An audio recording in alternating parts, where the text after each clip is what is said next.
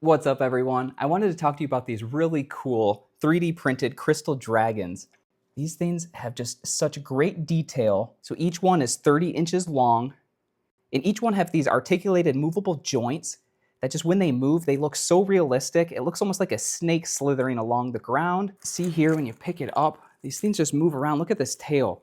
This thing is just so cool. You can move it around, act like it's alive.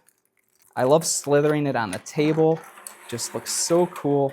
You can just see all the crystals on here. The tail is really cool on there as well. Builds up on there at the end. The feet are really detailed as well on here. And the face on these dragons looks incredible. My kids love playing with these. They act like they're real dragons that they bring to life and they move around. They just love the way that they move and slither. It's just a really fun, entertaining toy for kids to play with. These are really nice for the office. These would look really nice in a kid's room as well. They're just so decorative. Really nice features to them.